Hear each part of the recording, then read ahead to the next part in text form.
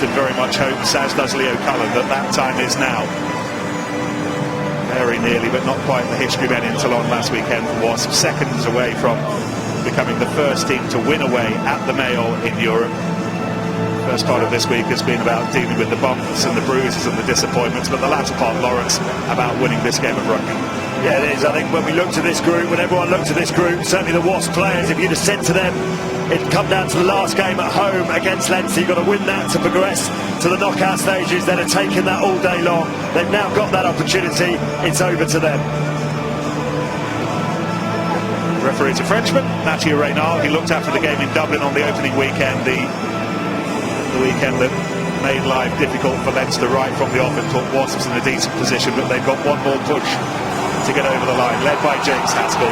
Bathan Toulon kicking off at the rec as we kick off here at the Rico, and we'll bring you the final chapter of Pool 5, line by line, and the first job for the new captain in white is to hit a fabulous spiral back towards the main stand. Well, of course, the other thing, it's a strange game for Leinster, Brian, given that where they find themselves in the pool, but what we mustn't discount is the Six Nations is only round the corner, and I'm sure Joe Smith and everyone in Ireland will be looking at some of the performances of the more established players in this Leinster side and seeing how they respond. Completely, and this is going to be the last opportunity, likely, before they play against Wales, for a performance to impress them, to make sure, they should be in his starting 15.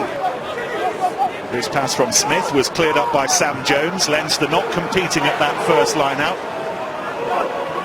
On halfway, Joe Simpson. Here's Jimmy Gopeth. This time last season, he was a Leinster man, an adopted man of Leinster. Here's Jones again, who along with Guy Thompson was one of the standouts for Wasps a week ago, down by the Med. And here's the hooker once again, Ed Shervington, in the absence of Carlo Festuccia. Just a week or so away now, the Italian we hear, but it's Shervington again. And here's Launchbury, one of those who was watching with the rest of us last weekend.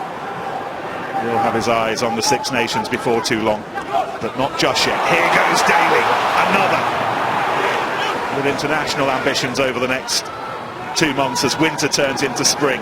Jones once more. It's good patient possession from Wasps, an early test of Leinster's defensive structures, and then a little kick at the door from Simpson. The gap around the rock was closed just in time. Launchbury. Marty Moore going in. And in the end, Wasps' hard work ends on the 10-metre line. Yeah, just a hint of an opportunity and opening there for Joe Simpson, as the guys were talking about before the game, and fortunately, untidy ball back from the ruck. Joe Launchbury just found himself caught behind some of his players. They went off their feet as Leinster go quickly. With Noel Reid. Chips that through, interestingly. There's the chase as well from Fitzgerald. And then the ball to Carney. Thrilling from Leinster. Picked up by Redden. Driven on by Toner. And this is Dominic Ryan. Release block. And immediately it's Wasps' turn to defend furiously. And that's really nicely done, and Fitzgerald gives it some opportunity for Kirshner. That is a magnificent score. Oh, goodness me, one end to the other, one side to the other, and Leinster score a fabulous try. Well, it's absolutely brilliant handling there from Leinster.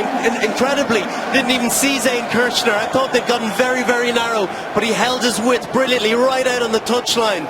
It was an initial break, a little nudge through from Noel Reid. He hadn't seen a huge amount of action for Leinster, but Luke Fitzgerald managed to keep it alive. Dave Carney recycled possession. The backs got in, and when it got out to Johnny Sexton, pulled the ball behind to Carney, and then Fitzgerald, a lovely pass out to Zane Kirshner, got in the corner. Terrific start from a Leinster perspective.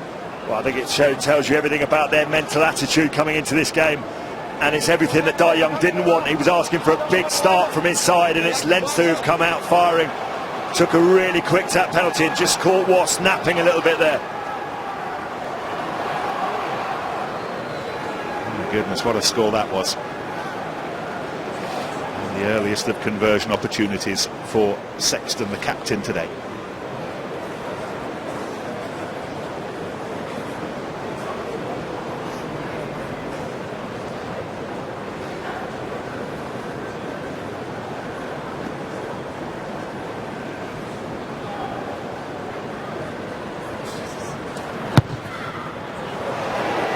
No, it's a 5-point score, but a 5-point score to savour for the South African Kirchner. Switch from 15 to 14 today, covering for Eason Athewa.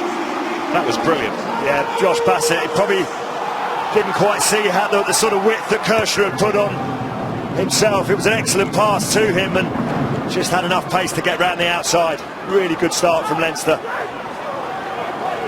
Athewa, usual captain, one of those who fizzed a week ago, and there again the little chip over the top. Maybe they've identified a little bit of space behind that Wasps on-rushing defence, and they're exploiting it again with Toner, who was involved in the move that led to the try.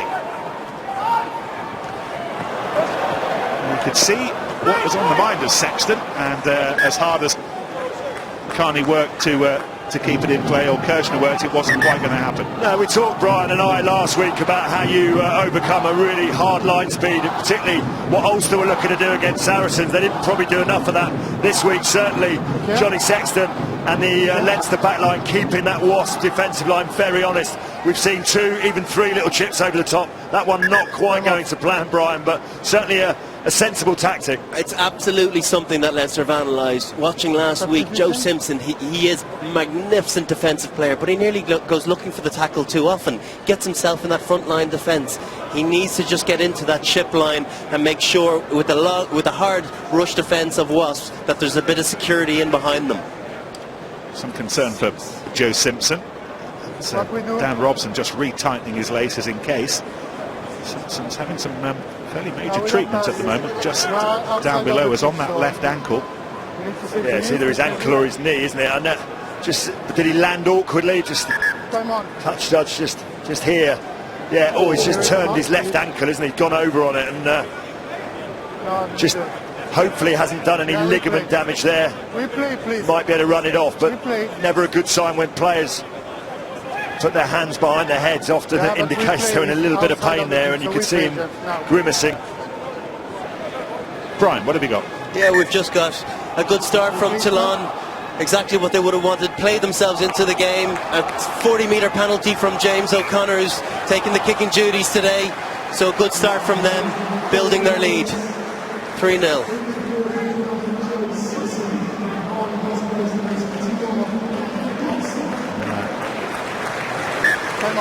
Earliest of introductions for Dan Robson. Joe Simpson helped off. Gathered in by Bradley Davis. Ready? He's back.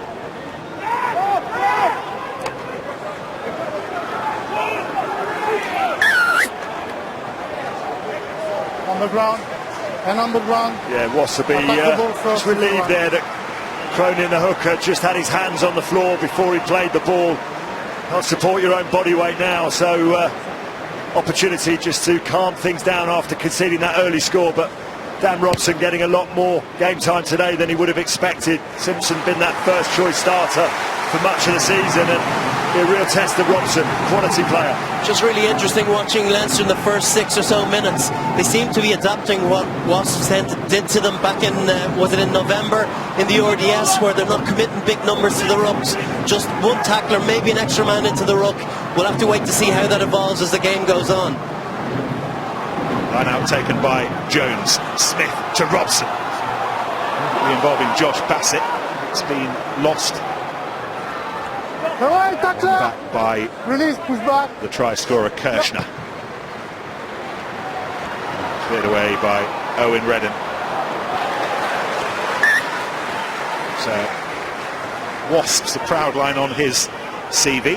Heineken Cup winner with them back in 2007, a match Lawrence remembers well. Yeah, he was a huge part of the success that day. Scored a wonderful try in the corner against Leicester. As we see Bassett just being tackled pretty aggressively and dislodged the ball, and again Leinster happy to kick the ball out, although Wasps now have possession from the line out.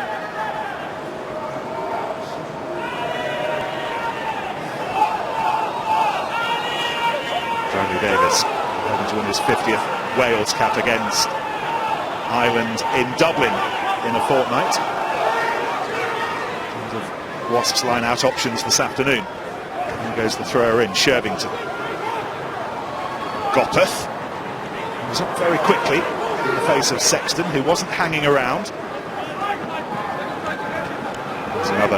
former Leinster man. Brendan Macken, Dubliner, who swapped clubs last season.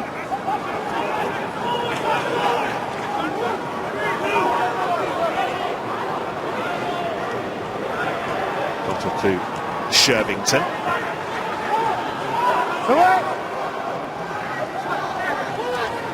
This is Frank Halai.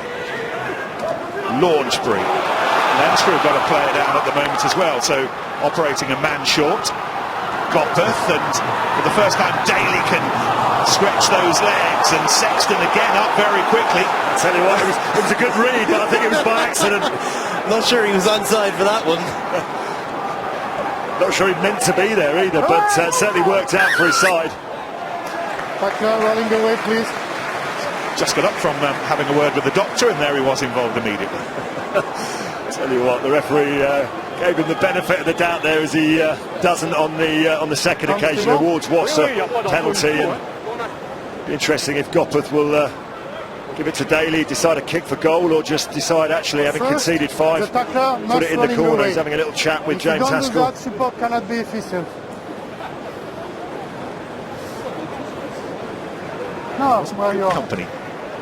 He admits himself after the defeat at the RDS that Sunday night in Dublin. It took him 24 hours to rediscover his equilibrium. Johnny Sexton leading the side today, and sort of a glimpse of Cathal Marsh.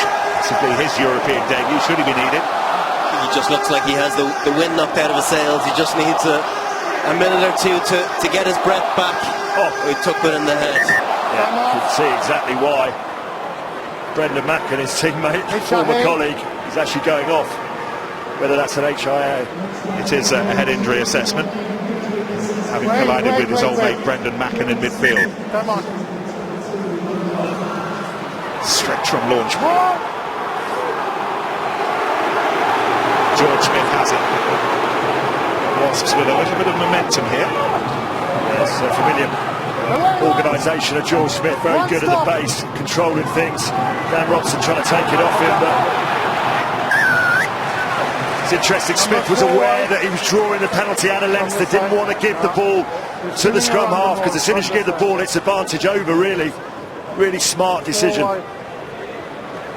Devon Toner took a calculated decision there to give away 3 before the point that 5 was becoming an option. Yes, he did, and you can just see here Smith just in the guard there in the van, just organising things, and just feels the weight of Devon Toner coming through here, and that's why he holds on to the ball.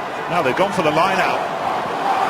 Leinster are up in the air trying to disrupt Sam Jones, but Smith once again has it as they try to set up a familiar looking structure. Smith comes away with it though.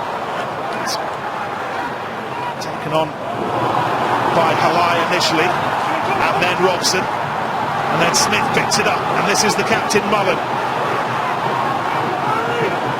Robson once more, Launchbury smashes himself towards the line. Was that Sean Cronin with the tackle? It was a big one. It was Cronin on Launchbury.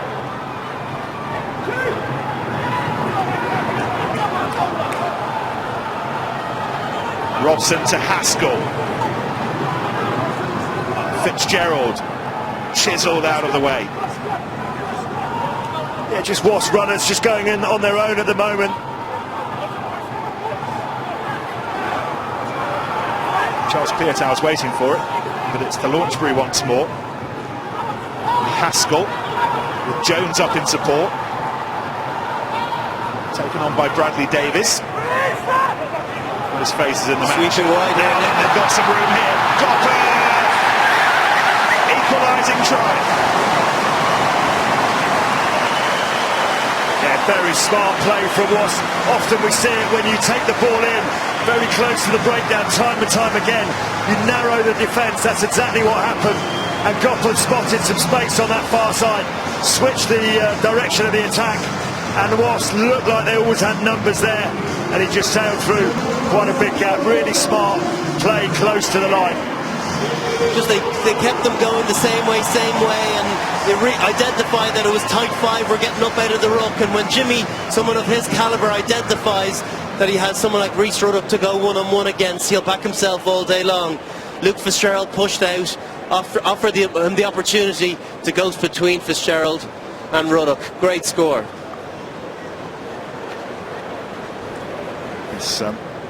His first run out against his old mates. He was suspended, you'll remember, for November's match in Dublin.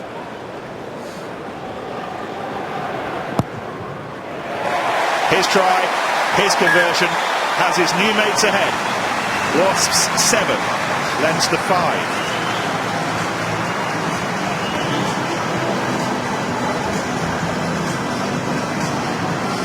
Pro 12 winner with Leinster during the 2 seasons that he had with them. Remember that missed drop goal as well against Toulon in Marseille.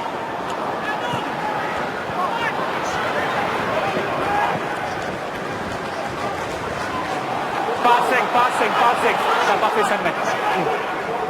Watts just taking the quick tap there from the line out. Just wanted to get on with it. Who's back?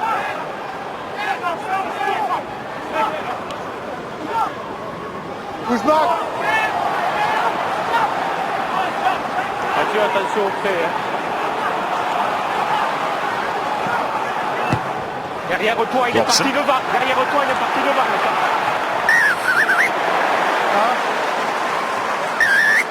Offside at the kick. It's a really soft penalty that to give away from Watts, because they'd made the initial bust from the line out. They'd got themselves in front. They'd set themselves up nicely. And often we see Simpson when he's on just calming things down, making sure that they don't get in front of the kicker. On that occasion they didn't, and it's a nice soft easy penalty. I think you even see the difference between Dan Robson, the accuracy of that box kick. We know that Joe Simpson puts them on the money, gives his wingers an opportunity to challenge in the air. That was a clean catch from Marshall, and he went back for the initial penalty infringement. Interesting option here. I thought that Leinster were originally going to go for goal, but this is what makes Leinster such a dangerous side in the circumstances, because they haven't got to win this game. They had to win the game. They'd undoubtedly be going for goal. They don't have to, and they will take opportunities to the corner. You can play with the freedom that you don't ordinarily have. It's a lovely position to be in, and a guy like Cathal Marsh, now he's going to have, if Johnny Sexton can come back on, 65 minutes to prove his worth. He might as well play to the strengths of his game, and that's his passing and running game. Leinster's first line-out taken by Dominic Ryan. Haskell leading the defensive effort to drive them away. Body's here. Who's back? Redden. This is Rhys Ruddock. First ever start in the second row today. Ross Maloney, who stood out a week ago, on the bench and driving through once more. Heaslip and Co that close, and it's been intercepted. And here goes Daly. Piatow leading the chase, and Bassett's after it as well, and Marsh needs to be careful. Oh, it's actually brilliantly done in the end. He was under an awful lot of pressure there. Well, they got themselves out of trouble there, Wasps, because initially Haskell had done brilliant work from the driving line out. He forced the Leinster drive back 5 or 10 yards, and then they were slow to get off the line after that, Wasps, and gave Leinster real opportunity, but quick hands and a lovely little kick from Elliot Daly, and the chase was on.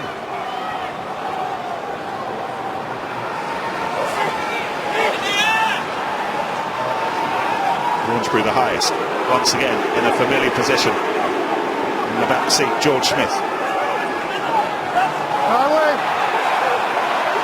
Toner told to give it up. Smith tries to bring it away, but Ryan was in the way. And there goes Launchbury, and he's going to take some stopping from here. And he slid in to make sure that he couldn't be stopped. And Wasps have a second try. Time off. It's going to take some checking. Eric Gauzin is our television match official. You hear me? Yeah, can we check the potential forward pass on the 22 meters line, please, before the try? For us, the grounding is good. We just want to check if there is a potential forward pass, please. So any reason why not to go to try, check the forward pass? I think that's fairly clear. He's asked, the referee's asked the TMO to check for a potential forward pass, and finally the grounding. Might have just been a hint of a knock-on as well, but George Smith suddenly breaks blind here. Look, he tries to get the ball over the top, doesn't he? That's okay, comes back off of Smith. Does seem to be all right to me. Comes off his head, Comes off his which head. is fully legal. And then the pass, obviously from Robson, he's not in touch, is he? No, that's okay. That's good. That's good.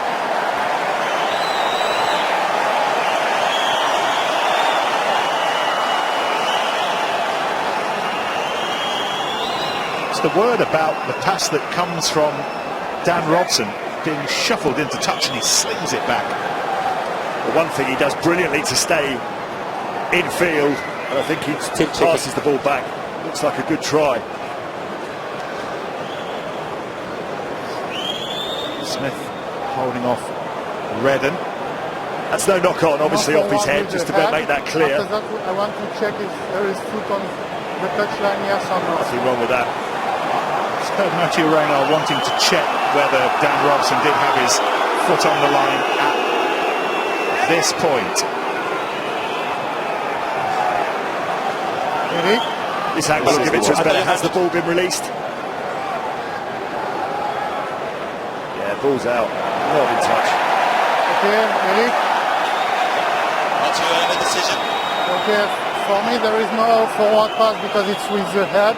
You don't put the foot on the touchline, so I will award the try. Is that correct for you? Correct for me. Thank you. What a busy first 15 minutes. 3 tries. Took a while to get there, but it was the right decision in the end.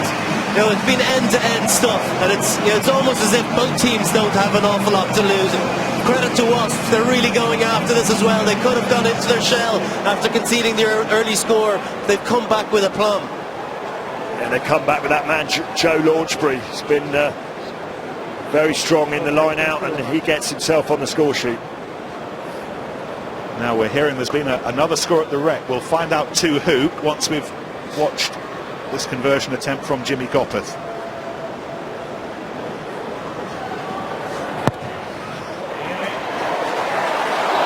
No, off the uprights. Now, score at the Rec, Brian. There is. They've traded a couple of penalties, but it's Toulon with a lovely missed pass from Frezia out to Suta. And who is it other than Armitage out in the wing, and to add injury to insult, a big handoff going over the line for George Ford. Yeah, Armitage, of course, a player that was linked with a move to Bath away from Toulon, but he's got his side on winning ways as Wasps just clear up that kick-off. Stay back. Right.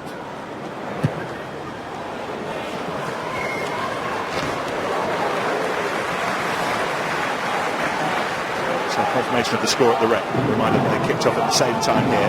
Toulon leading 11 points to 3. If Wasps want to finish top of the pool, they have to do better points-wise than Toulon at the Rec. So if Toulon win, you'll have worked it out for yourself. The only way Wasps can finish top is if they have a 5-point score. Toulon don't score the 4 tries. Anyway, we'll worry ourselves about that a little bit later. Let's enjoy what is shaping up to be a cracking match here at the Ricoh. Both sides playing with ambition. There's a mighty hit. And Jones getting back to his feet a little bit gingerly. Smart feet from Reid. Really interesting to see how Fitzgerald and Reid combine in midfield today. Two magicians with the ball in hand.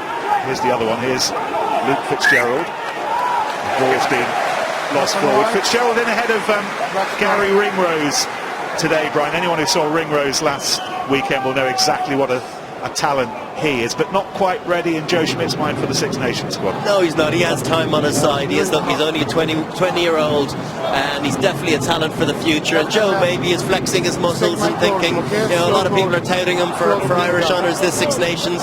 Not on Joe Schmidt's watch just yet. He's going to get him to play a few more games in the Leinster jersey before he has the right to pull on the green jersey. Well, I mean, there's something in that, Brian, isn't there? Because when you want to see a player fast track quickly, but also when they get to international level, you want them to stay there.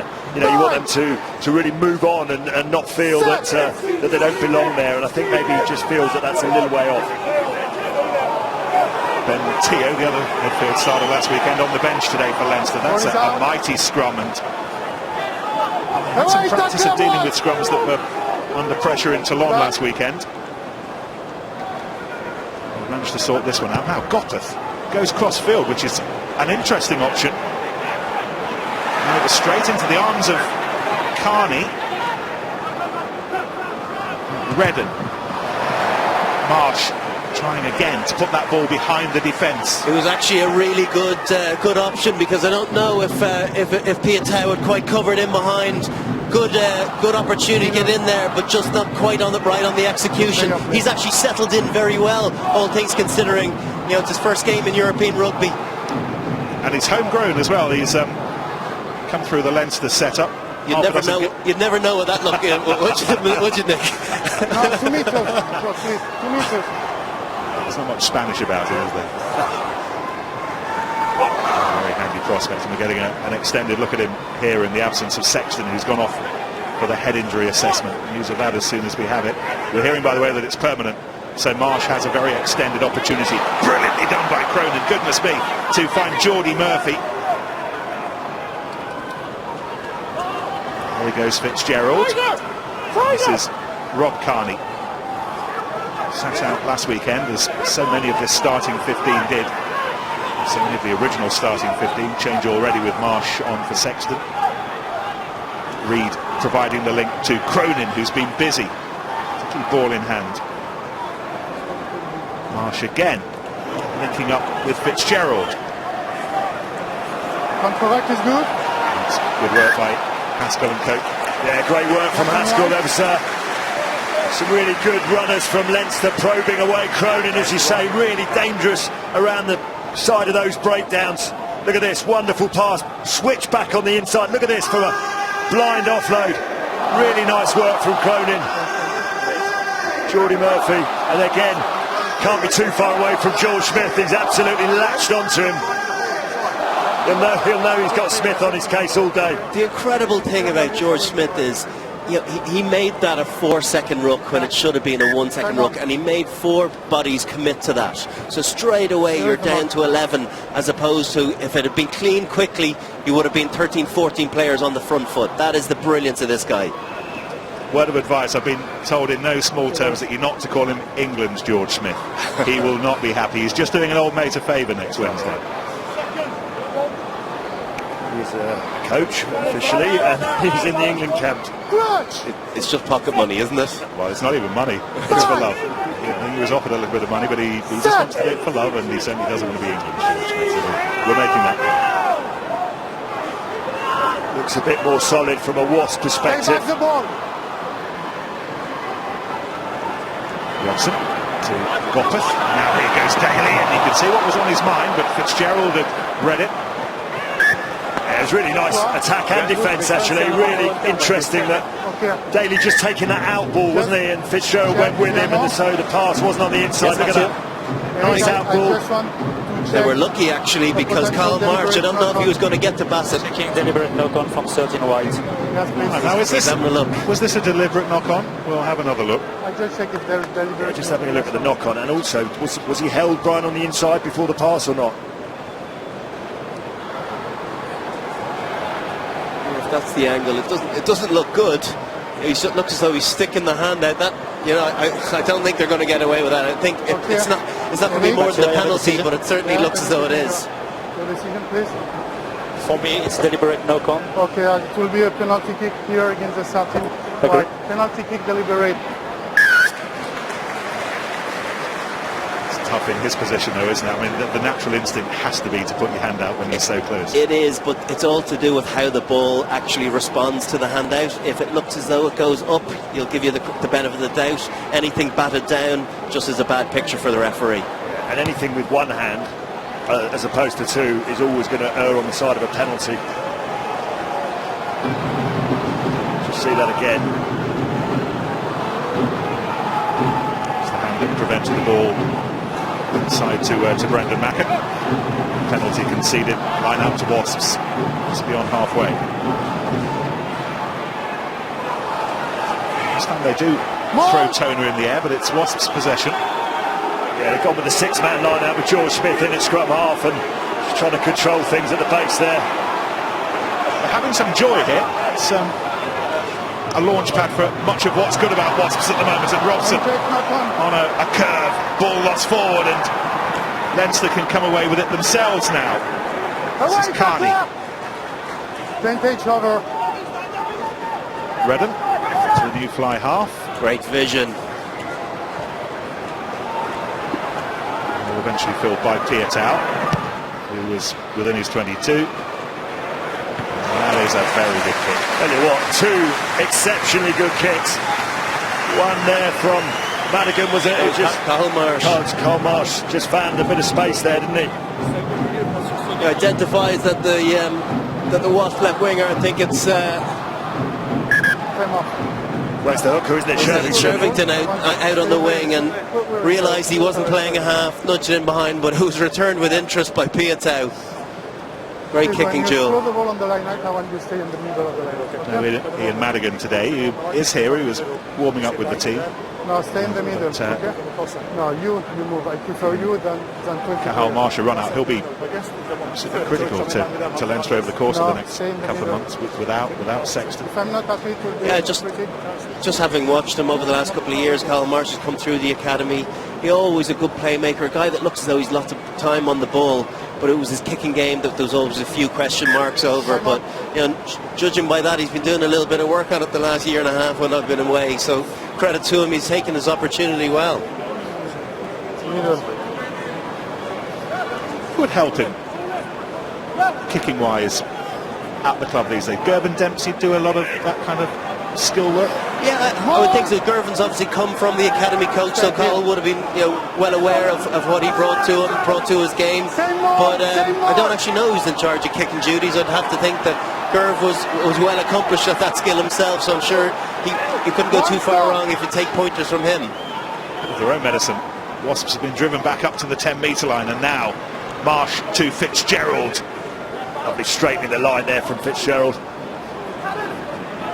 This is Jack McGrath. Missing Cian Healy again today. He will miss the opening salvos of the Six Nations, as will Mike Ross. So absent this afternoon. Picked up by Heasley. Taken on by Cronin. Marsh to Fitzgerald again, who gets his hand out of the tackle. Redden. This is Carney. Building up a pleasant head of steam here, Leinster. Henry Davis driving Ryan backwards. Here's Heasley. Redden. Toner. And then Haskell over the ball, and he got his hands on it, but he couldn't rip it back. Yeah, got his hands off, but then lost his feet, so had to let it go again.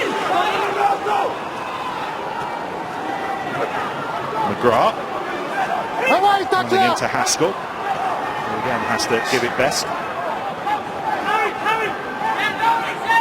10th phase now, real pressure coming on. Watching from the dugout, who was captain at the start of this match for Leinster.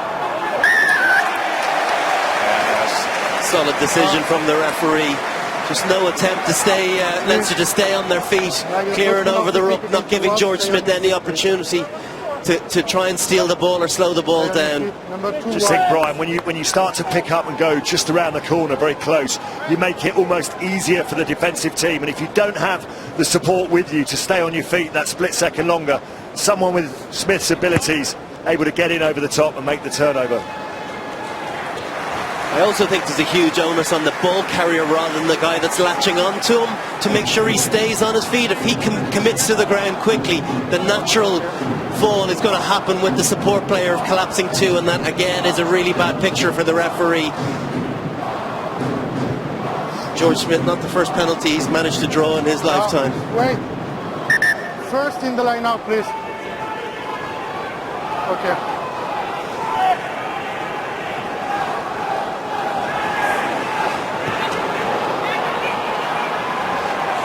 Was planned. Taken by Cronin. Gotta tries to boot the ball, but it's white ball, Leinster ball. And Redden kicks it, bounces awkwardly for Bassett, and then it bounced awkwardly for Kirshner. And Robson can come away with it. And here's Pietau. Wonderful, wonderful skills. Skills that Leinster will have to deal with at least twice a season next season when he's in an Ulster shirt. Smith, oh, he's given it away to Fitzgerald. Through the hole, and Fitzgerald with a race for the line. Cuts back inside, finds Garney, who was tackled by Cittadini. But the ball that was given away, that's going to be a penalty. Might have led to a Leinster try, but they'll have a penalty. But there might be a yellow card coming here. Yeah, you can't kick the ball away. Quick ball from an offside position. Don't think there could be any arguments about that. He's complaining, remonstrating, saying he was onside. Side entry. I don't need the TMO. It's a side entry. There is a good opportunity for them. And Lorenzo Cittadini. Did he get the right man? I think he did get the right man. Kind of my initial feeling was I didn't understand why Luke Fitzgerald didn't pin his ears back and just go himself. Came off that left foot. The initial offload from George Smith. Fitzgerald, you know, he's pretty fleet of foot. Still got the offload away, and Cittadini in at the side. We've been lauding George Smith for the work of the breakdown and winning penalties, but that was a careless offload. It was a blind offload as well, and a very dangerous one. It's cost his side dearly. And we have a scrum, so we're going to need a replacement prop while Cittadini is serving his time. Jake Woolley 11 heading on to join us. Here he is, fit to throw his weight around again off the bench after missing Number the last 11. 5 games. Number 11. Just thinking, when we caught a glimpse of Johnny Sexton, Joe Schmidt and Ireland will hope that the head injury assessment isn't about a serious concussion. He had enough of all that with Racing last season. He did. He had 3 months in the lead into the Six Nations. He didn't even have a warm-up game before straight away getting into an Irish jersey. So it will be concerning times for Joe Schmidt and his coaching ticket, and for Jonathan Sexton. Well, it's concerning times for Wasps at the moment. They're down a man in the sin bin. There we go. So Frank Halai, who's made way. Got more pressing defensive duties now.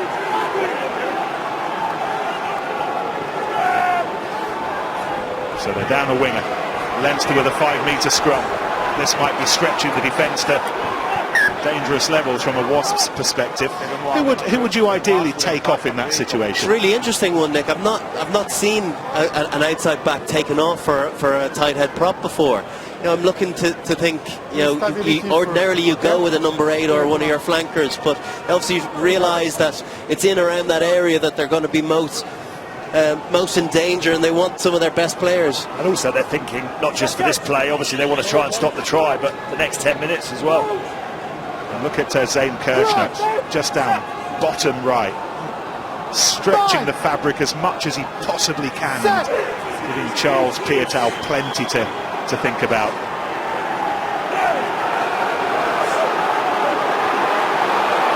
He's ready, but they've gone the other side to Carney. He was wrestling his way to the line, but Gopeth and Co did enough. But will that count? It was Redden who was alert to the possibility. Eric, you are me? Yes, Mathieu.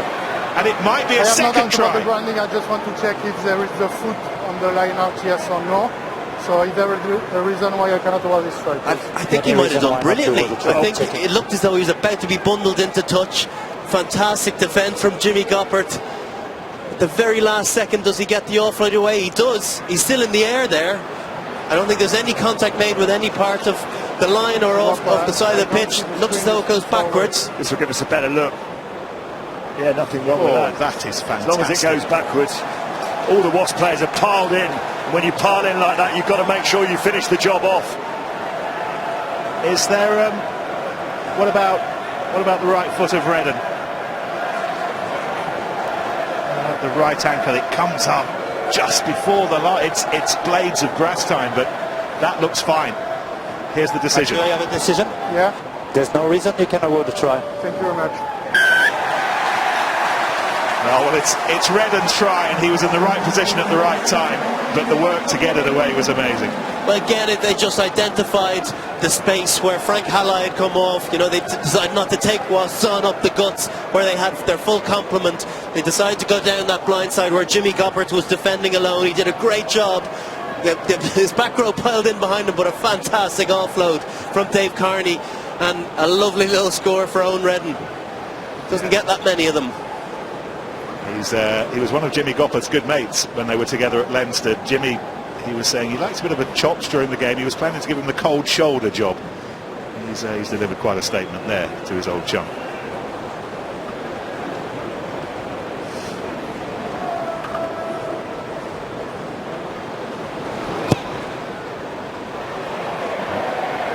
Quite from Marsh, but back to within 2 into the final 10 minutes of the first half. 12-10 Wasps. Yeah, just have another look at this again. Reading absolutely goes with the wheel, and initially Gopperth does well, but actually Robson then commits, and when you don't finish him off, a lovely little gift for Owen Reading. Wasps will be ruined the fact that they turned over the line out on the halfway line, and then the George Smith offload that went straight to Fitzgerald just opened the door again for Leinster.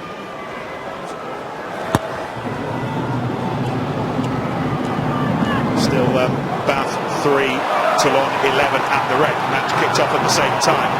Taken on by Cooper Woolley, who's kept his place on the pitch for Halai for the time being.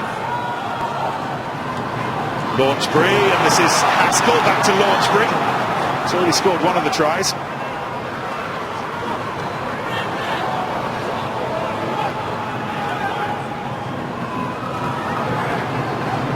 Mullen. Robson. Early for Joe Simpson. Robson again away quickly to Gopperth, and Bassett offered himself. Tackle was made by Ryan.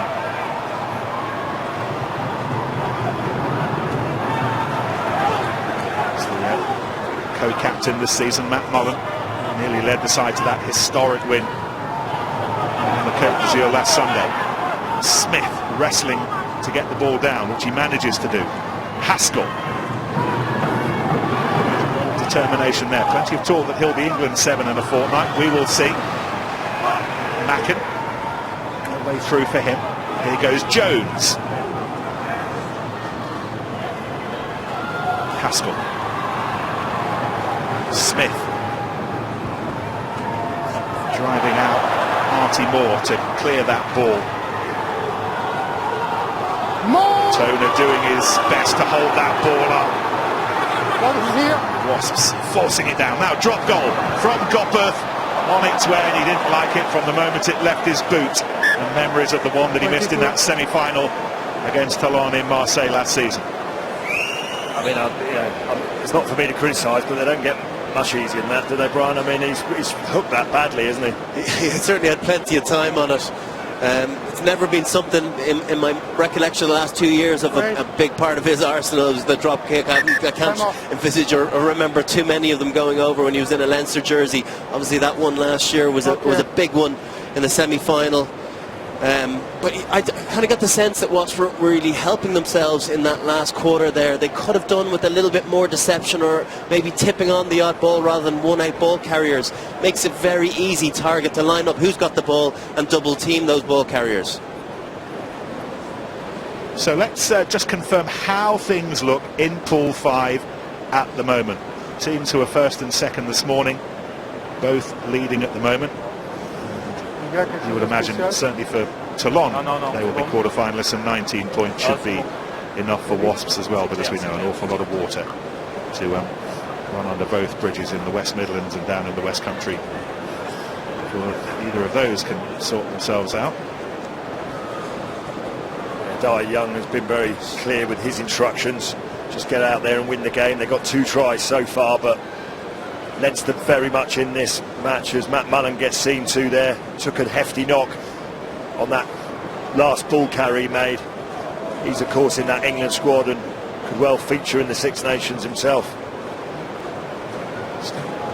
Having a word with the physio Ali James, who's one of the best in the business. I'm absolutely sure that he's fine. Now it happened at the bottom of this ruck apparently. Yeah, he has this ball carry. He's got someone round. He's got arms round his neck. You know, just the way he's stopping. Yeah.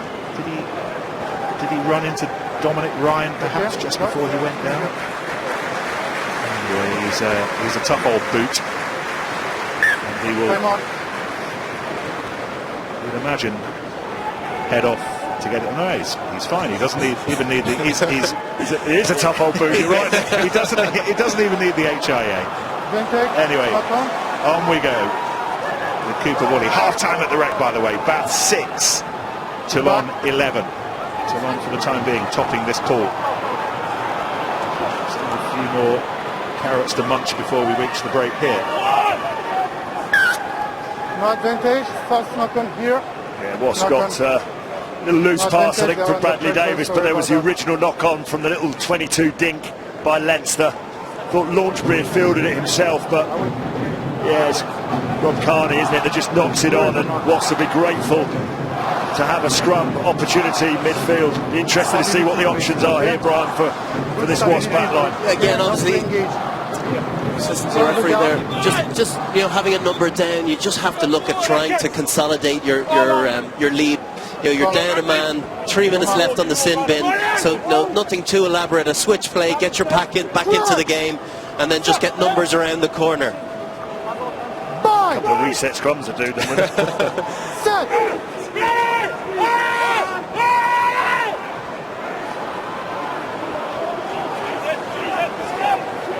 Jones, the Wasps, trying to control things. Leinster will get another go. Yeah, James Haskell's looking slightly perplexed because ordinarily Monday to Sunday we see penalties given against the team for spinning the line out, but obviously the referees decided, spinning the scrum, sorry, the referees decided that's been legal, and it's Leinster who get the turnover at scrum. Part of the Leinster front row, Marty Maud, he's in an odd situation today. Probably set his mind on the idea that he was going to be playing for Wasps next season, although neither club have confirmed anything, but now it seems that the Irish Rugby Union have had one or two things to say about it, and not entirely clear, and I suspect the look on Dai Young's face rather sums up his view on this situation at the moment. It's a little confusing. Yeah, well, it's Marty Moore and his mates who are putting Wasps in an uncomfortable situation, but got themselves a free kick. I wonder whether... Goes Launchbury. Robson to Smith, to Haskell. No, didn't get there. He was running hard for it, but Smith took the tackle of Cronin.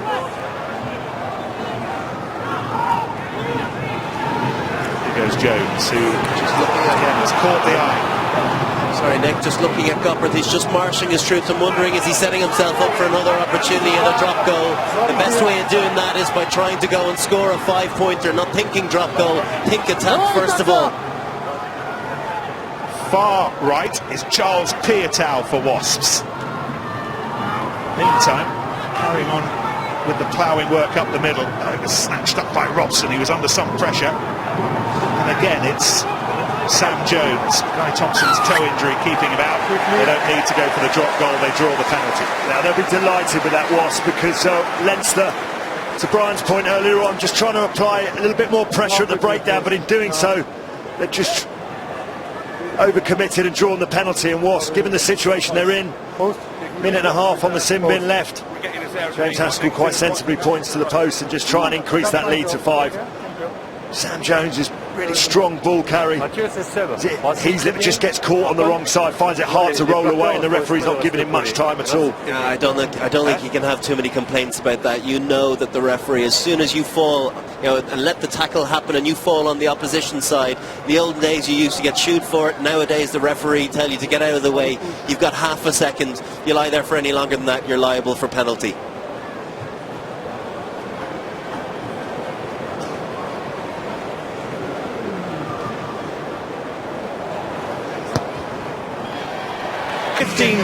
Lawrence, Brian and Nick will talk you through the second half. And news of a Leinster change. That man, Josh van der Fleer, is on. Geordie Murphy not joining us at the start of this second half. We'll try and find out if that's injury or tactical, but van der Fleer will be part of Joe Schmidt's Six Nations squad that meets up next week. Van der Fleer, who was the stars last weekend, on now. And that's the player in the going to air. be a penalty, taking the player in the air. Hard work of Zane Kirshner. Yes, Really nice hang time on that kick, and it was a sort of one-on-one challenge, wasn't it? There's the Wasps lad has come off second best. Eric. Je regarde. Just have another look at this. It's Josh Bassett that's going up for the ball, isn't it? Fair challenge, mauvais timing. Fair challenge. In his defence, Kirschner's got his eyes on the ball at all times, but as he's going down, just a heavy fall, isn't it, Brian? It's funny, it reminds me of not as severe as last year. Almost that exact. It was Ashley Johnson on Dave Carney. The very first kick-off of the game. So this is the first of the second half, but into that exact spot too. Dave Carney was injured and didn't take part in the Six Nations the first few rounds. Let's hope Bassett doesn't have the same sort of outcome. Let's look at this. Kirschner, it's a fair contest for the ball. He's leaning up there, and he's kind of wrapped himself around Bassett and the ball as well. But it's the landing on his back and then his head as well with the whiplash. Well, in the meantime, while we wait for Josh Bassett to get back to his feet, news of a try at the Rec at the start of the second half, Brian. Yeah, there'll be a few teams that are very interested in this. Back in the game, beautiful slick handling to Aguja. He manages to place the ball back, and Anthony Watson is on hand to get over. Went to the TMO for the decision whether there was a forward pass involved or not. It was given. Fords missed the conversion, so it's 11-all. That's some good news for Wasps. Josh Bassett back on his feet. And I think if we have a look at the as it stands table, double good news for Wasps at the moment. Toulon, who led this morning, just been overtaken. Although, as we know, an awful long way to go yet, not just in the Rec, but here as well with Leinster looking for revenge after that record-equalling defeat at the RDS in November. Robson, who came on early for Simpson in the first half. Gopeth, one of the try scorers. This is Peartown, one of the try scorers in Dublin at the start of these pool stages. And Robson is no mean replacement for Joe Simpson. As well as Simpson's been playing this season, what an opportunity this for Robson today, the man who made his way from Gloucester at the start of the season. Here goes Halai. Launchbury wasn't far away. Been far away from most of the significant things that Wasps have done today. Jones taking it on. Yeah, really nice line from Jones there. Bradley Davis. And then Robson. Doing that job that Joe Simpson does so well also.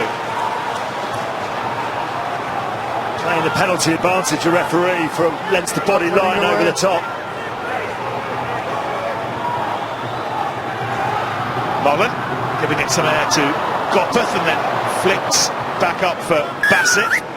Back for the penalty. Leinster almost trying to be too clever. We mentioned early in the game that they're not committing too many numbers to the ruck and fanning out. Well, Robson identified that they were doing exactly that and took it right through the guts. He saw the guard was a little bit separated from the ruck, had a little snipe. Exactly what they need to do. Keep Leinster on the back foot, drew the penalty out of them, keep that scoreboard ticking over. Now our half-time correspondent, Martin Bayfield, has been hoovering up news from the two dressing rooms. What have you got, Babes? Thanks, Nick. Yeah, chatting with Wasps, first of all, they feel that Leinster are getting all their possession from their own mistakes. Most teams feel that way, but they need to be a bit more pragmatic. They're playing too much rugby between the two 10-metre lines. They've just got to accept that the opposition's defence is good, accept that, and find different ways to counter it. Be a little bit more pragmatic, put the ball behind them. Leinster, they've got to have greater accuracy. They do feel in the scrum, they are pre-engaging, and that means that Wasps will be able to feel that early contact, and they're taking advantage of that. Their scrum needs to be a little bit more decisive. It's Wasps who strike first at the start of this second half. Another 3 for Gopeth, 18-10. Yeah, and important to get that 8-point cushion. You know, clearly Dar Young and his men know no talk of bonus points at this stage. They've got to win the game, got to be in that last 8. By the looks of the instructions that have come from the Wasps dressing room, got to play much more of the game down in that Leinster 22. Momentarily, we didn't have a ball. The little chap who was holding it on this near side scampered on, and Cathal Marsh has one now. Interesting restart, and it bounces awkwardly, and that had a hint of a knock-on about it, but Elliot Daly grateful that it came off his legs rather than anything else. Yeah, that's poor from Wasps. You know, it was a poor restart. They had plenty of time to gather that. The one thing you don't do on a hard pitch like that, I'm not sure what Mackham was doing. He didn't quite get himself in the right position, but the pitch is hard like it is up here in Coventry. Dangerous when you let the ball bounce like that.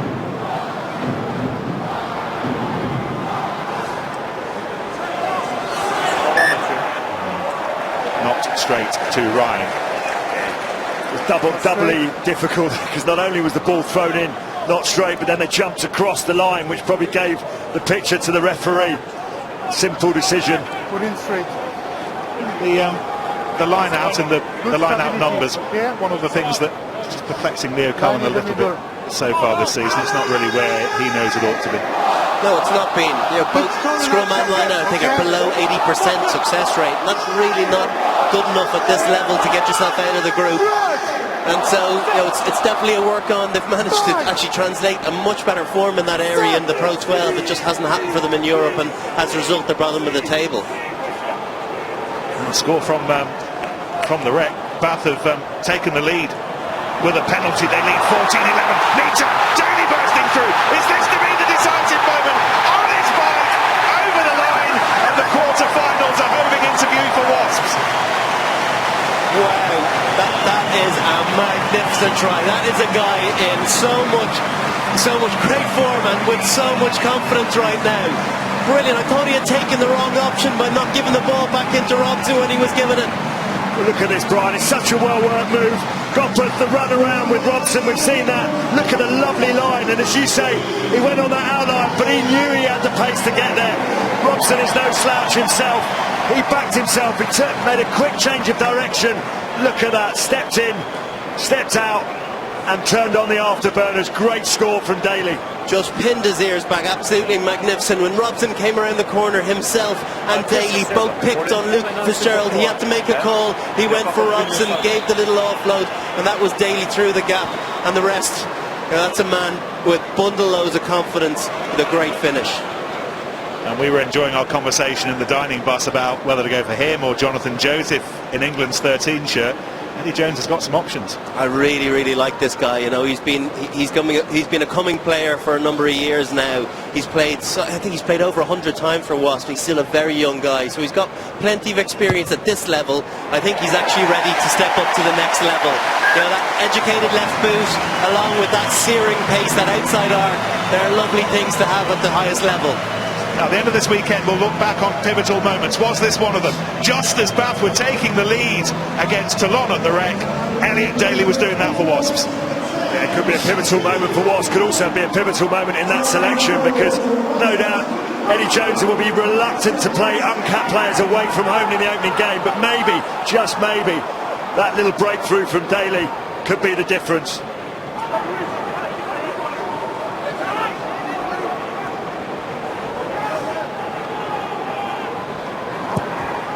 Robson hooks it away.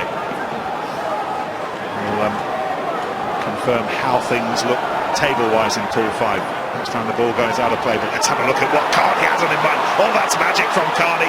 Really nice, and he had Van der Fleer up in support, but he went the other side. Oh, that pass had to go. It's Reed caught in two minds, it seems, but a wonderful position set up by Dave Carney, who looks like he might have hurt himself. He's just limping a little bit as he gets back into position. We'll keep an eye on that. Here's Marsh, Launchbury, driven over the top. What a response from Leinster. Here's Cronin. They held him up. Referee shouts more.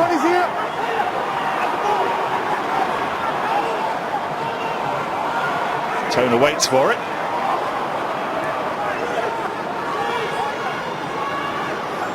Redden, lots of runners. One of them was Marsh back on the inside. Continue to chip away to the right. Taken on by Moore.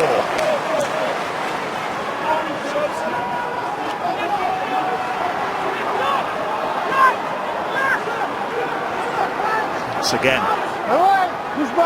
It's hard work from Ryan to make sure that that ball was there, and now it's McGrath. So it looked like it was there for Shervington.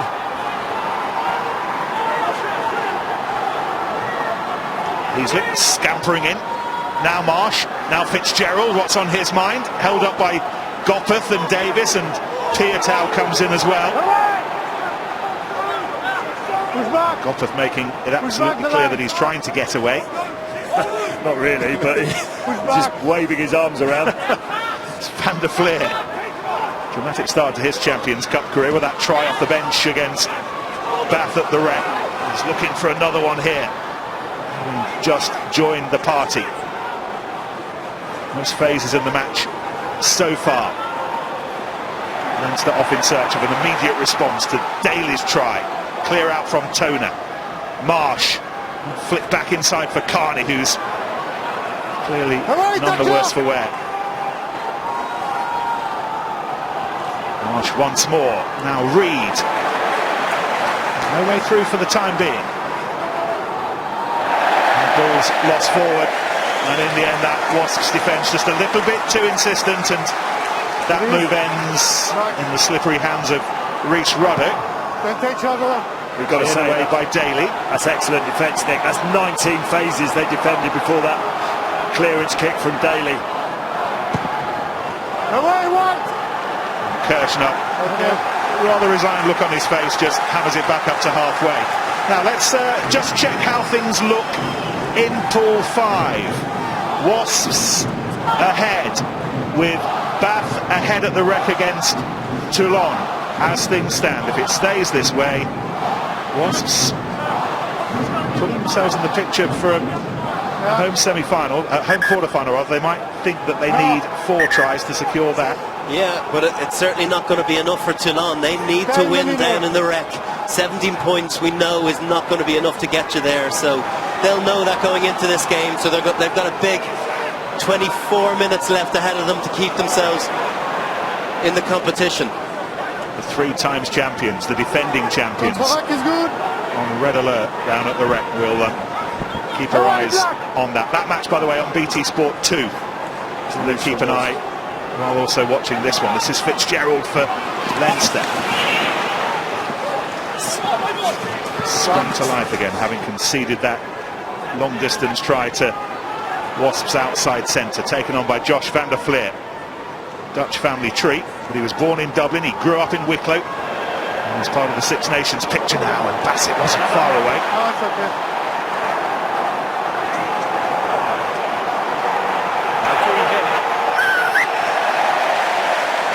George Smith taking the penalty quickly. This is Jones, did well to find Bassett, and then McGrath was up quickly. There's a nice little tap by George Smith, having thrown another loose pass earlier on, but I suspect Watts will now just take stock as we climb over the 51-minute mark and kick to the corner. You know, we brought the as it stands up in the table. As it stands, Watts will know that they only have 3 tries, and they can go for that all-important 4th try and try and finish this game off, and what implications that could have in the final reckoning. That Leinster are about to make a change in the middle of the front row. Rickard Strauss we saw. Sean Cronin's days might not be much longer. Here comes Strauss. Both Strauss and Cronin being pushed for their place by James Tracy right now. Shining light for them last Saturday. I'm hearing actually it's a blood replacement for Sean Cronin, so it might not be a permanent change just yet, but a moment of concern for Leinster here.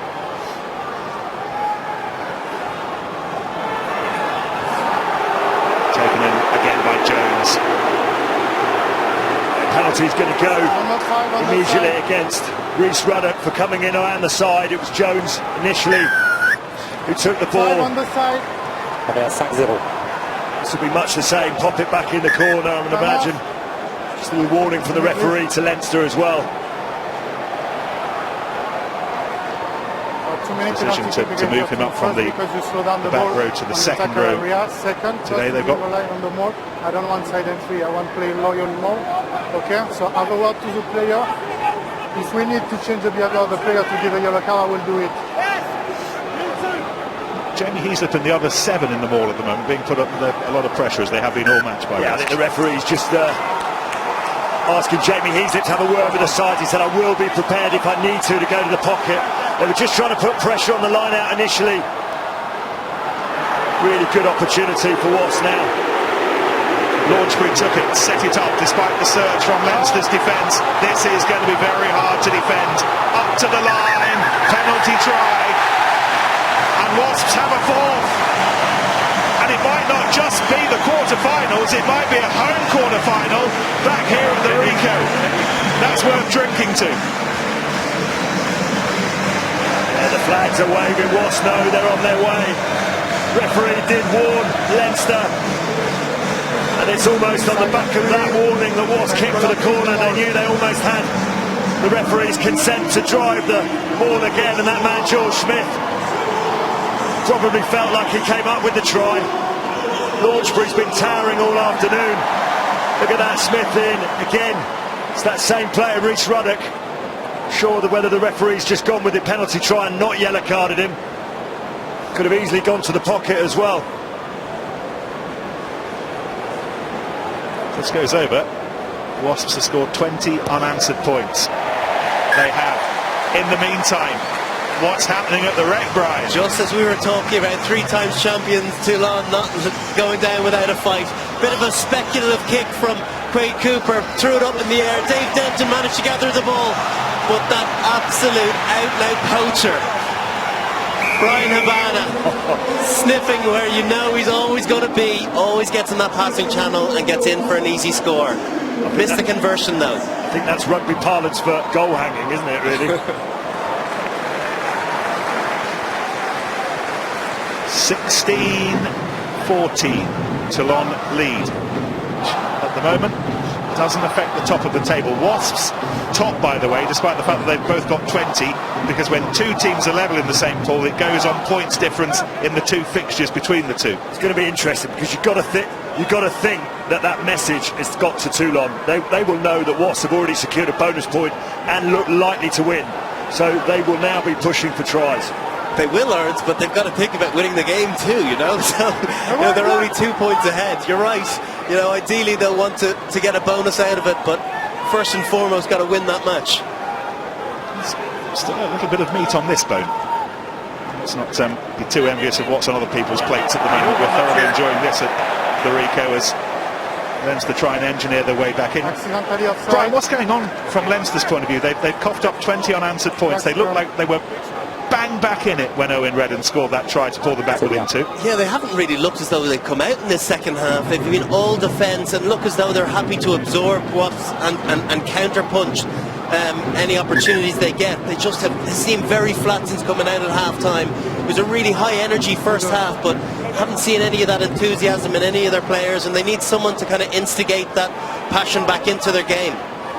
Went with Sean Cronin. It looks like his afternoon is done. Rickard Strauss now with us for the duration. Yeah, I think conversely, I'm pretty sure Di Young and his team would have had harsh words at half-time. Wasps came out, they got the early Jimmy Gopperth penalty under the sticks, and then that lovely moment of magic from Elliot Daly has really opened up the gap between the sides.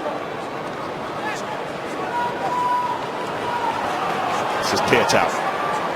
Nobody's carried the ball forward more in this season's Champions Cup. Statistic that will warm Ulster fans this afternoon. Just because of their performance earlier on today, giving themselves a shot at the quarterfinals themselves with that big win in Belfast. When's the scrum? Yeah, I think it gets to that stage, Brian, when you're 22 points in front, you know, you're trying to play the game. Wasps might have been better off just putting the ball down there and putting the pressure on Leinster. Let's go, boys. We can have a chat with David Young. Di, I was just having a word with Brian about where this game's gone in the last 15-20 minutes. How do you account for your 20 unanswered points? One wide. Well, we thought we thought we had a little bit of ascendancy up front, particularly at the driving lineouts, and if we had kept ball, get field position, we had confidence then. But we've just turned the screw. But we need to obviously be a little bit smarter than we have been over the last couple of minutes. Yes, we want to play, but you know, we don't want to be loose now, and if we loose, we could leave Leinster back into this game. So let's put it behind them. Leinster going to play. Let's make them play and end the mistakes. Tell us about Joe Simpson. Any news on that injury?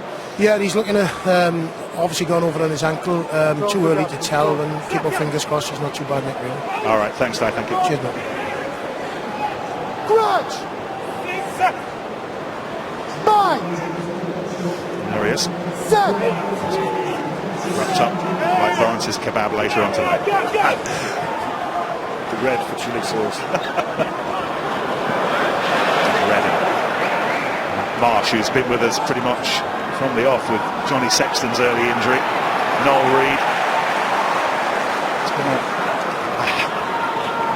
hustling defence from Wasps today. I think probably, Nick, to answer your initial question, I think Leinster have to be a bit more aggressive and taking up the guts. They're trying to go wide too early, and they're running across the pitch and are easy targets as a result. They need people to run good hard lines, make some hard yards, and then those wider channels will become more available. Yeah, I think if we go back to a passage of play earlier on where Wasps defended 19 of those phases, Brian, you know, they seem to have Leinster's card marks in attack for sure. Turnover is good. Good turnover though from Leinster, is that? Yeah, the kick from Marsh was snatched up by Macken and Haskell. Nothing to the forward about that. Goppeth, very smart hands involving Daly and Piatow, though, to release Bassett. Now Piatow over the top of the ball. Launchbury. Wasps looking to finish this one off now. Still got 20 minutes to play. Macken, he'll be enjoying it as much as anyone. Never really felt that he got his opportunity in Leinster. He's getting his chance now. Halai, it's on his mind. Oh, had to go, Frank, didn't it? I don't think he fancied his skills. I don't think he fancied the 15-metre pass on the left hand. It's about Carney. Time to make the tackle, but here goes Haskell. Away, wide! And the Flair defending the blind side, but it goes to the open side, and that's a loose bouncing ball, but sometimes defences can be misshaped by that. Oh, here goes Piatow. A little bit of a Travolta shimmy on the 22. Bassett. Getting loose, isn't it? Players are just chancing their arm with the offloads. No!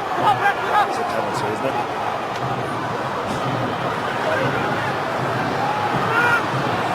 It's Macken again. And Jacobs amongst those who was injured beyond repair in Toulon a week ago. Macken has stepped up nicely.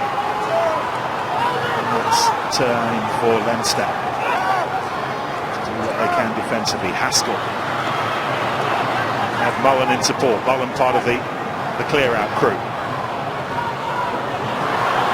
Marsh and Reid.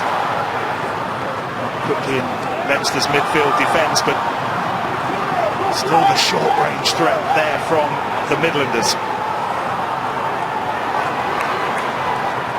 Jones. Oh, he picked a nice line and one more stretch and he'd have got there. But they're that close. Launchbury wanting what would be his second and Wasps' fifth. They've got the advantage. Piatow quickly away. Now surely the fifth. Number 5 for Frank Halai. And Wasps are steaming into the quarterfinals. Well, it's just a little bit of evidence there that what Frank Halai didn't want to do a moment earlier, Elliot Daly had no problem in doing, throwing a 15-metre pass off your left hand and returns the compliment and gives his winger the try, and Wasps just battered away. Lovely line from Jones. He's been outstanding with his carrying all afternoon, and what about this pass as well? You know, it looks easy on the run. Daly to Halai and over in the corner.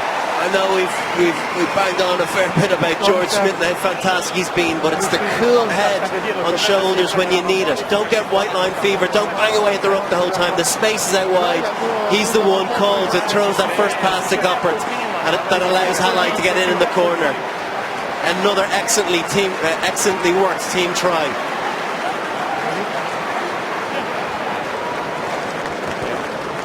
Pas de problème. C'est très clair.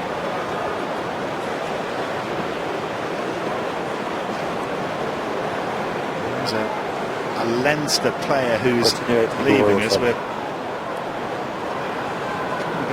confirmation of that.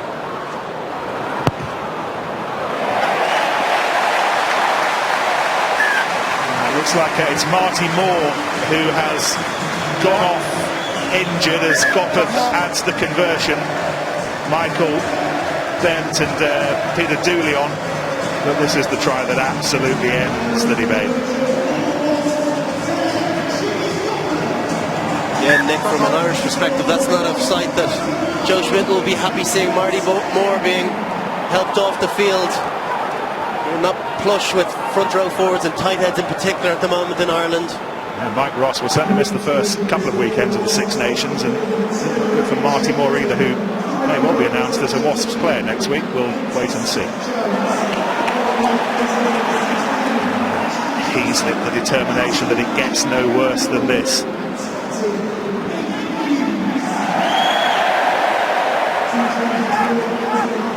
Tio on in midfield for Noel Reid. Tio will be back here at the Rico next season as a Worcester player. Very difficult when the game gets like this, where the scoreline is so different between the sides, that Leinster, in trying to get back into this game and get some tries on the board, they've got to try and keep their shape offensively, and it's doing things like that and forcing it that creates the mistakes. Just while we go back for the scrum, I guess one real positive from Wasps' point of view has been the performance of Dan Robson, actually, in Simpson going off the field. I think Robson's looked really sharp, he's looked slick round the base, and certainly played his part in a number of those Wasps scores. Maybe half an eye on the matches, but Joe Launchbury makes way for James Gaskell. Launchbury, one of the try scorers, ready to roll again today after a couple of blows to the head against Worcester, and he'll be thrilled to be saying goodbye to his club for a month or so with a performance like that. Yeah, Brian and I were just chatting about how impressive he's been today. He's obviously came back from that head concussion a couple of weeks ago, been a towering presence in the line-out, got himself on the score sheet. He's been offering as a ball carrier. He's had the dexterity in his hands to try and shift the ball on and not be predictable, and he's put in a really good, solid performance for Wasps today.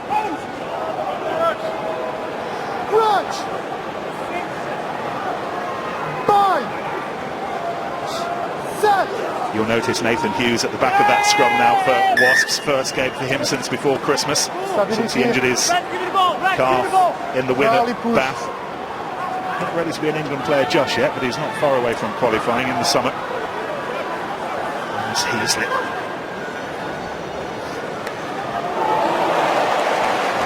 There's an immediate impact from the man we were talking about, Nathan Hughes.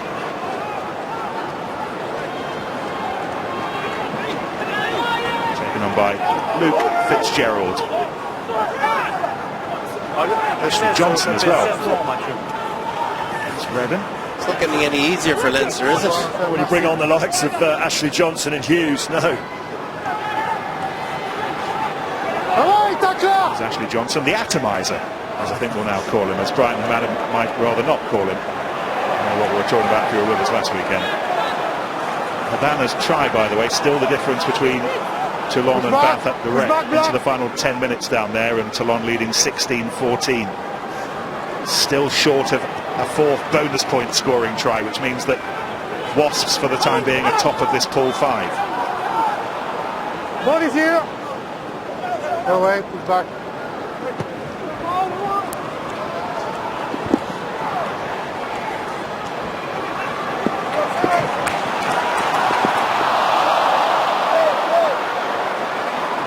Forward. I don't think there's a single player on the pitch who's upset about having to have a scrum and a breather. Well, Halai's put his hand up because he knows that he's made the mistake. The defence was really dominating there, and Leinster were forced into kicking, and that was an opportunity gone as Wasps ring the changes. Tom Bristow, number 17, on for just his third game for the club. In a while since he played in Europe. On for Matt Mullen, and in the back Rob Miller and Rory Jackson as well. Elliot Daly and Jimmy Gofford, the men to make way. And shaking the hand from Lee Blackett, the backs coach, and also from Dan Barr, the fitness coach. It's been a tough afternoon for Luke Fitzgerald and co. Come on, here is a mark. Let's see if we can see what happened to Marty Moore. He got himself in an awkward position.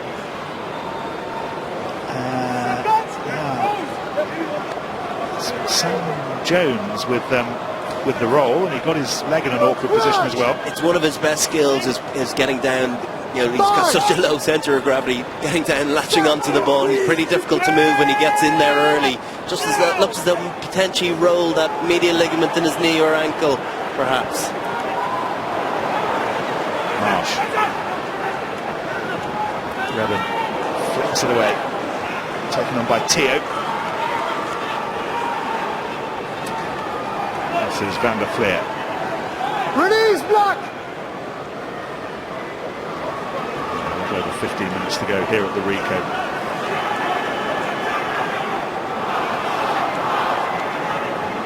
Fitzgerald, no look pass. Teo again. It's halfway. It's Heasley. Not aware of the pressure he's under. It's a CJ Stander, part of the Six Nations squad. Backwards. Rob Miller.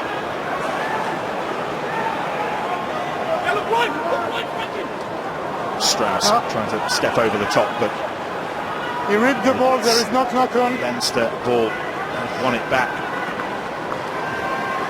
Heaslett again.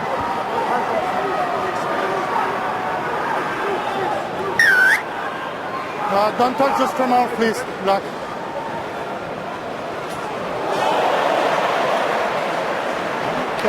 Nathan Hughes has got a little bit of energy that he's keen to expend. He's definitely putting himself about, shall we say.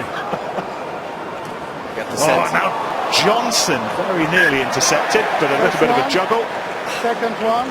It's just what got to the stage of that game where it's over for both sides, and it's just loose, isn't it? Wasps will be disappointed that they've not been able to capitalise on Leinster kicking the ball back to them, and it's just getting a little bit loose. Look at this hit from Hughes on Reading. That's a mismatch if ever you saw one. And Owen will be thinking, why did I turn my back on one of the biggest players on the field? In fairness to him, he's run an awful lot of miles. It'll be interesting to view some of his GPS scores after this game. He's a high tempo, high energy sort of scrum half, but I don't know, at 68 minutes, at 35 years of age, he won't love me for saying that, but you know, maybe his time is run. Time to get some fresh legs on. No, at the end of all that, you deserve better than Nathan Hughes. He's probably thinking, why am I still on the field?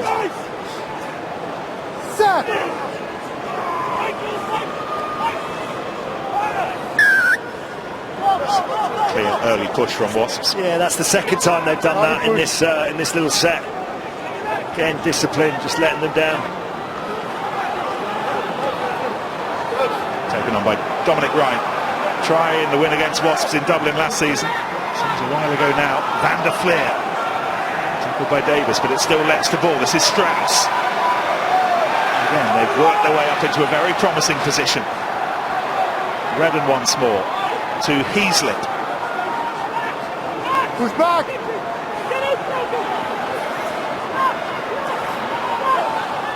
To the stage now where points difference doesn't matter for Wasps because they've got the full 5-point win, but defensively, from a pride point of view, this will matter.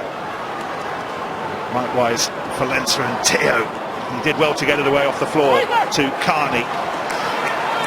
Wasps' defence has been very sharp today, and Gaskell continuing that theme. And they've won it back with Smith. Brilliant work from the breakdown from Gaskell and Smith combination.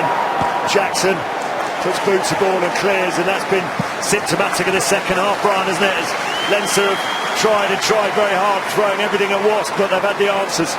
Now Brian, oh no, hang on. Bath have got a penalty that might bring them back into it. We'll bring you that in a moment. Chance for Bath to take the lead at the rec, but let's keep our eyes on what's happening here for the time being, as Leinster still search for what would be their third try of this match. Away, Black! Reece Ruddock. Marsh. And it's picked up by Piatow, and he has a race for the line. He's looking for half a dozen scores, and he'll go on his own. Charles Piatow, scorer in Dublin, scorer in Coventry. It's around half dozen for Wasps, and they've done the job again against Leinster. And it's their defence that's done the job for them. They've really shut the gate on everything that Leinster have thrown at them. They've been knocking them back time and time again. And look at that, just a little misunderstanding with the pass. Wasps are up there quick, Pietau just checking there's no knock on there, but Pietau there with his mate Frank Halai in support, didn't need him, changed the angle, and he's under the post. This is rapidly turning into Leinster's ugliest European afternoon ever. Their deficit now is 36 points, which equals their worst ever. Over 10 minutes to go.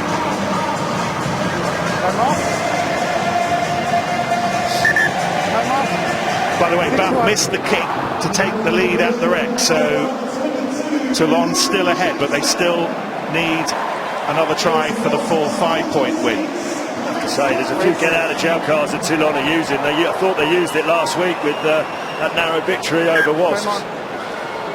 Just to remind you, Wasps ahead because of the points difference between them and the Frenchmen in their 2 pool matches. And at the moment, both are still qualifying for the quarter-finals.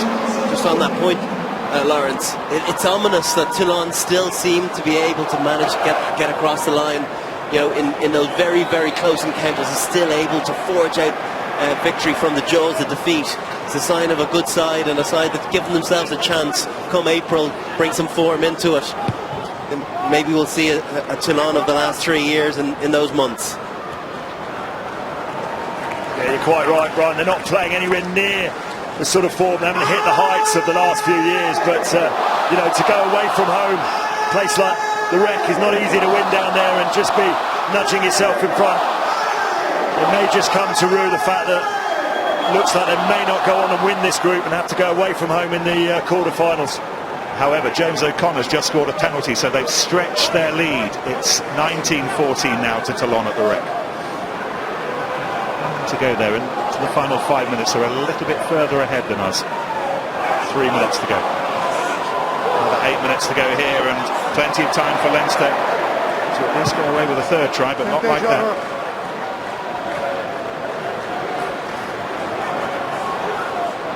You sense it's going to be a long 6.5 minutes for Leinster. They just have to make sure they dig in here now. Don't concede again. Try and get a score of their own. There's so much more to get excited about after last Saturday's win against Bath. That injection of young players Leo Cullen brought in look much more like their old selves, and with those young players trying to pick it up again for them in the Pro 12 from next weekend. They go to Rodney Parade to play Newport. They're very much in the fight for the Pro 12. Just a point behind Scarlets at the top, but that very shortly will be what's left for them this season. I have to say though, Nick, this was always going to be a tough assignment for them because, you know, you've got a totally different momentum. You know, it's a dead rubber. They know they can't qualify. They've got to, you know, get up there and try and restore some pride. But you've got Wasps players coming off the bench that want to be part of something that's moving forward to the next round. And you've seen the impact of the likes of Hughes and Ashley Johnson and Dan Robson with his opportunity it made. It's really hard work to play against that kind of tidal wave of emotion coming forward. Rickard Strauss. 5 minutes ago. Please. Good space, please. More. Down the flare. Getting his foot to the ball, but Strauss snaffling it back for Leinster. Tony. One of those who'll be joining up the Ireland Six Nations squad next week. This is Teo. Offers a different threat in midfield. Perhaps not the craft, but plenty of muscle and determination. Pretty direct, isn't he? Going to be seeing an awful lot more of that next year in the Premiership. Ben Teo obviously signed for Worcester Warriors. Once again, one from Fitzgerald. It was Dooley. European debut last Saturday night against Bath. Ball is here, Starting available. to take the step up himself, the 21-year-old. Van der Fleer once more.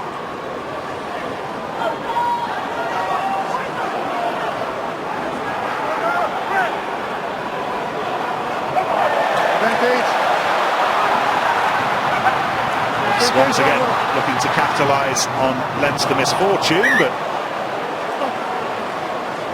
just a lot Too of much time. wrong this afternoon, but Stan Robson straight into touch. Just looking at the scores that Wasps have conceded in Europe so far this season. Brad Davis is the defence coach.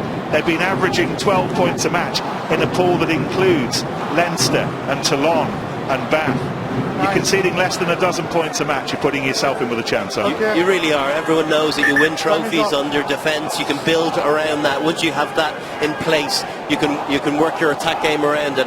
But what they're managing to do, they're actually creating scores from their defence. That's a real tool of very good sides. They're able to actually get excited about defence, and then so much so the big collisions and the turnovers are leading to scores down the other end for themselves. Yeah, and the other point to make on, you're absolutely right, Brian, but the other point to make is that they're only giving away so far only 5 penalties in this game, and you can only really put that pressure through your defence if your discipline stands up to the test, particularly at the breakdown. They've been very impressive in that area, Wasps. Isaac Boss on for Owen Redden at scrum half. Immediately involved. Snaffled by Gaskell and robbed, and Haskell finds Cooper Woolley, who finds Ashley Johnson, who on the bounce hits Piatow, and Piatow hits Bassett, and Bassett has a sprint held up by Fitzgerald and co.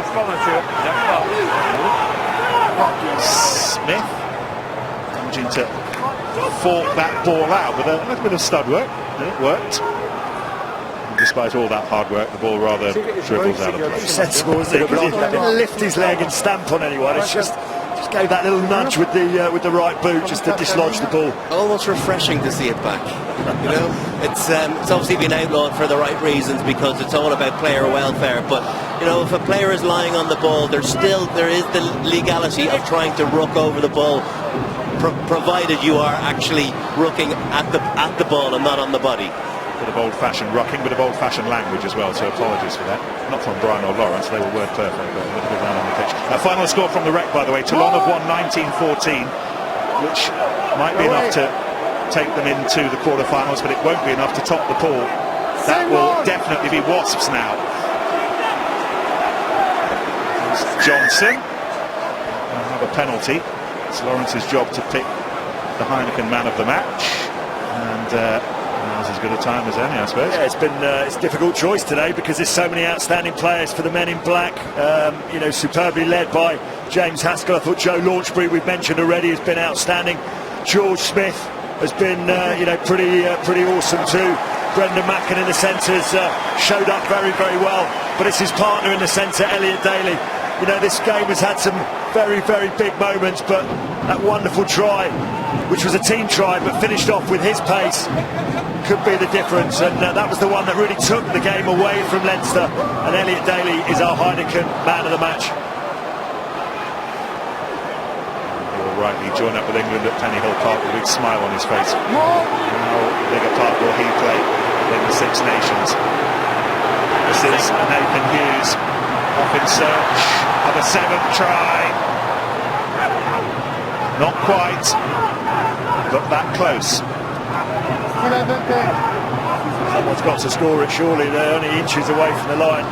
Johnson will give it a blast. That's good. It looks to be over to me. That could well be a try. I'm off. The referee might see on the first occasion that Johnson went over. It'll need confirmation from Matthew. Eric Gozat, but that may well be Wasps' 7th Just try. want to confirm. Can you give me a reason why I cannot award this try, please? Reason For me, why not to award a try? grinding is good for me. If there is no try, Ball's on the line by the time Johnson hits the ground. I don't think there's any kind of double movement. The referee's already said he feels the grounding's okay. He's surprised if this isn't a try awarded. Just have a look from this angle. That looks like a perfectly good score. His arms are almost by his side, ball tucked underneath right on his belly, but looks as though it's touching on the whitewash.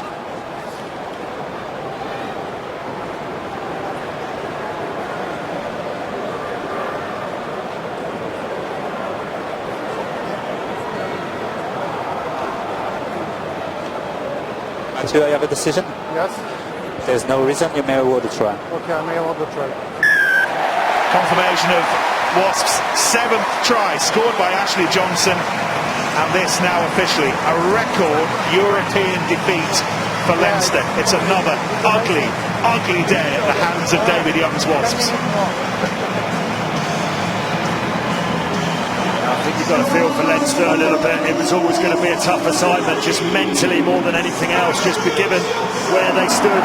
The Pro 12 is now their focus for Leo Cullen and his men. He always was taking a bit of a gamble with selection as well. Brian was leaving out some of those players, and Wasps conversely doing completely the opposite and actually bringing back some of their internationals, and just the team at this moment in time in the season just going in different directions, and that's why the result is what it is.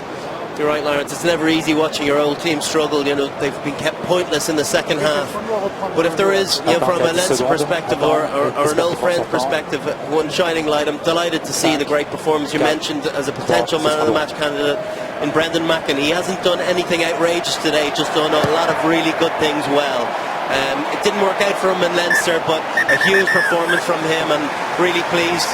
He managed to come out on the winning side, and deservedly so. Great performance from Wasps today.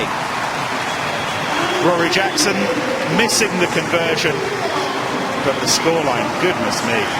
Who saw this coming at half-time? Wasps 51, Leinster 10. It's the toughest of afternoons in the West Midlands for Leinster, but what an afternoon for Wasps. They have buried the disappointment of Toulon.